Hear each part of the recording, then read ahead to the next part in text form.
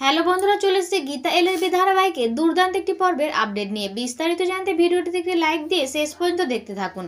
পদ্ম কৃপন ব্যানার্জির হাতে চুড়ি পরিয়ে দিলে গীতা কৃপন ব্যানার্জিকে বলে, দিব্যি মানিয়েছে এই চুড়িগুলো তোর হাতে বাবুসোনা।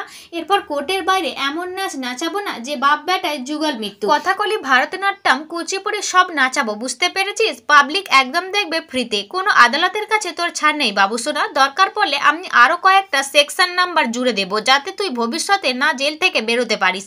এরপর কিরণকান্তি ব্যানার্জি অগ্নিজিৎ মুখার্জিকে ফোন করে বলে, অগ্নিজিৎ মুখার্জি, গীতা এসে আমাকে থ্রেট করে গেল, আমার ছেলেকে থ্রেট করে গেল, আমাদের অপমান করে গেল, আমার খুব ভয় করছে, কেসটার কি হবে? অগ্নিজিৎ মুখার্জি বলে, আপনাদের আবার কিসের ভয়? উচ্চ আদালতে কেস হয়েছে, ও তো বেল পেয়ে গেছে, আপনি চিন্তা করবেন না। আজকে আমি ভরা কোর্টে যেভাবে বেইজ্জত হয়েছে সেইভাবেই গীতাকে আমি বেইজ্জত করব, ওকে হারাবো। অন্যদিকে দেখা যায় গিনি একা ঘরে বসে যখন কাঁদতে থাকে তখন শাস্তিক গিনির কাছে ফিরে আসে, আর গিনি শাস্তিককে জড়িয়ে ধরে কাঁদতে কাঁদতে বলে, তুমি এসেছো শাস্তিক, প্লিজ শাস্তিক, আমাকে ছেড়ে যেও না, আমাকে একটুকু জড়িয়ে ধরো, আমাকে কখনো ছেড়ো না।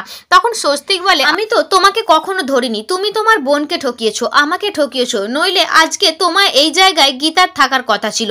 আমি তোমাকে বারবার ভালোবাসার চেষ্টা করেছি কিন্তু পারিনি। আমি যতবার তোমায় ভালোবাসার কথা বলেছি না, আমার চোখ ছিল গীতার দিকে, আমার মন ছিল গীতার দিকে, শুধুমাত্র তুমি আমার কণ্ঠস্বর শুনেছিলে, আর সেই কণ্ঠস্বরে বলা ভালোবাসা তোমার জন্য ছিল না, ছিল গীতার জন্য।